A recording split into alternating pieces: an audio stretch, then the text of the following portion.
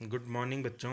आज हम त्रिभुज का क्षेत्रफल आपको बताएंगे कि यदि त्रिभुज के शीर्ष के निर्देशांक दिए गए हों तो त्रिभुज का क्षेत्रफल किस प्रकार से ज्ञात करेंगे। तो यहाँ देखिए आप कि ये त्रिभुज है ए बी सी, जिसका ए के निर्देशांक x1 y1 है, बी के निर्देशांक x2 y2 है और सी के निर्देशांक x3 y3।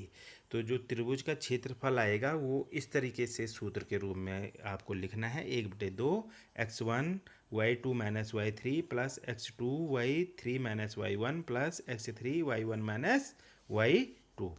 तो इसको याद करने का जो तरीका है, एक ट्रिक मैं आपको बता रहा हूँ, तो आपने देखनी है। यहाँ 1 2 3 लिखा हमने, फिर एक इसके बाद 2 से शुरू करना है, 2 3 1, और फिर 3 से शुरू करना है, 3 1 2। तो जो ट्रिक लिखी गई है 1/2 और बड़ा कोष्ठक के अंदर 1 2 3, फिर 2 3 1, फिर 3 1 2। और दूसरी बार हमने इस अंकों की बजाय अक्षर संख्याओं का प्रयोग कर रखा है। 1/2 एक्स वाई माइनस वाई और फिर एक्स वाई माइनस वाई, फिर एक्स वाई माइनस वाई।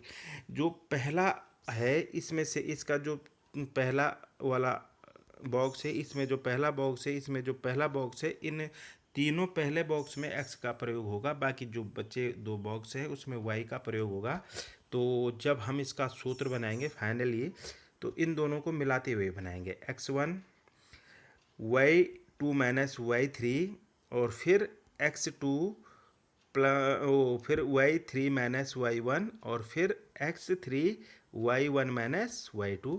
तो जो सूत्र बनेगा वो ये बन जाएगा 1/2 x1 y2 minus y3 plus x2 y3 minus y1 plus x3 y1 minus y2।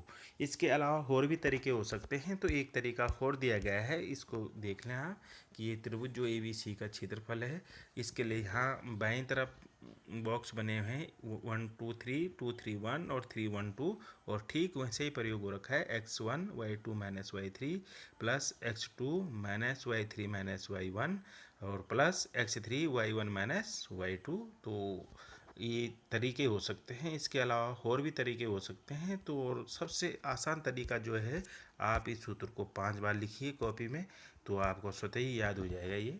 और या फिर आपके इससे संबंधित 5-7 क्वेश्चन करेंगे तो वो सूत्र आपको याद करने की आवश्यकता ही नहीं पड़ेगी।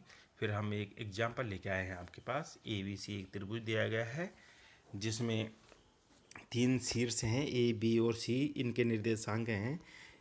ए के निर्देशांक 2 और 5, बी के 2 और ऋण 3 और सी के 3 और ऋण 3। इसकी सहायता से हमने x1 x2 x3 का मान और y1 y2 और y3 का मान ज्ञात कर लेना है। और जब हमने इसको ज्ञात कर लिया हो तो फिर हम यहाँ एक बॉक्स बना देंगे, और जब हम सूत्र लिखेंगे त्रिभुज ए बी सी का क्षेत्रफल, तो हम इस सूत्र में इन से मान प्रतिस्थापित करेंगे। x1 की जगह x1, x2 x3 y1 y2 y3 इनके मान रख देंगे। तो फिर एक साधारण गणितीय संक्रियाओं से इसको हम सॉल्व कर लेंगे। तो इसमें देखेंगे आप कि जो 1/2 x1 की जगह 2, और फिर आया y2 माइनस, ये पहला वाला पोर्शन देखिए आप, केवल ये वाला मैं केवल इस पे बात कर रहा हूँ। तो आप इसको देखें ये किस तरह से लिखा गया है। x1 की जगह 2 और y2 माइनस y3, तो ये है ऋण 3 और फिर ऋण 3। तो 2 बार कोष्ठक लग रहा है, तो ये आ जाएगा 2 ऋण 3 और ऋण का गुणा धन 3। और जो कि मैंने आपके यहाँ पर डायरेक्ट लिख दिया है, तो इस पर आपको कन्फ्यूजन नहीं करना है, केवल ये देखना है कि ऋण और ऋण का गुणा होकर धन में बदल दिया गया है। तो ये आ जाएगा 2 ऋण 3 धन 3 धन x2 की जगह फिर 2 और फिर y3 की जगह ऋण 3 और ऋण y1 की जगह ऋण 5 धन x3 की जगह 3 और फिर y1 माइनस y2 की जगह 5 ऋण 3 5 धन 8 बन जाएगा, फिर ऋण का धन में बदल जाएगा। तो ये हो जाएगा हमारे पास 2 और ऋण 3 और धन 3 का जोड़ 0 और 2 0 और 2 का गुणा 0 और 2 गुणा गया ऋण 8 और धन 3 गुणा गया धन 8। और इसका आंसर आ जाएगा 4 वर्ग मात्रक। वर्ग मात्रक क्यों लिखा गया है? क्योंकि हमें सेंटीमीटर या भुजाओं की माप सेंटीमीटर या मीटर या किसी अन्य राशि में दी गई होती तो हम वर्ग मीटर वर्ग सेंटीमीटर लिखते, लेकिन हमें ये ज्ञात नहीं है तो हम केवल क्या लिख देंगे? वर्ग मात्रक। अब हमने एक एग्जाम्पल भी कर लिया है।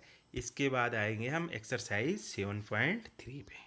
यहाँ लिखी नहीं गई है, मैं लिख रहा हूँ, ये है एक्सरसाइज 7.3।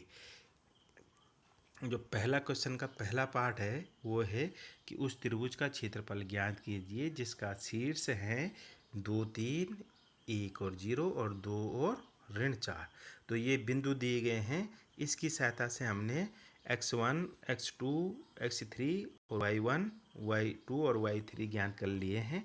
और जब हमने इसको सूत्र में रखा है तो सूत्र में रखने से जो आंसर आ जाएगा हमारे पास वो बहुत ही अच्छे से आप इसको कर लेंगे। तो ये आ जाएगा 21/2 इकाई वर्ग या वर्ग मात्रक भी लिख सकते हैं। इसमें एक चीज़ और ध्यान देनी है कि कभी इनकेस आपके पास आंसर ऋणात्मक आए तो उसको भी आपने धन में कंसीडर करना है, क्योंकि हम जानते हैं कि किसी भी त्रिभुज का क्षेत्रफल ऋणात्मक नहीं आ सकता है। ये विशेष तरीके से आपने इसको ध्यान में रखना है कि कभी भी क्षेत्रफल जो है ऋणात्मक नहीं आ सकता है। तो ये जो पहला क्वेश्चन था उसका जो दूसरा पार्ट है इसको देखेंगे आप। दूसरा पार्ट है, जो पहला क्वेश्चन का दूसरा पार्ट है वो ये है कि उस त्रिभुज का क्षेत्रफल ज्ञात कीजिए जिसके शीर्ष है। ठीक इसी प्रकार से ये जो शीर्ष दिए गए हैं इसमें फिर आपने x1 x2 x3 और y1 y2 y3 के मान रख देने हैं और फिर सूत्र में रखकर इसका मान निकाल लेना है। तो इसका मान आ गया 32 इकाई वर्ग या वर्ग मात्रक। तो इसके बाद में क्वेश्चन 2 का अलग से वीडियो आपको बताऊंगा। फिलहाल आपने जो त्रिभुज का क्षेत्रफल का जो सूत्र है उसको याद कर लेना है, उसको ट्रिक से करो, बार बार लिख के करो, वो आप अपने तरीके से कर लेंगे। फिर हम उसको सूत्र में रखकर त्रिभुज का क्षेत्रफल ज्ञात कर लेंगे। Thank you.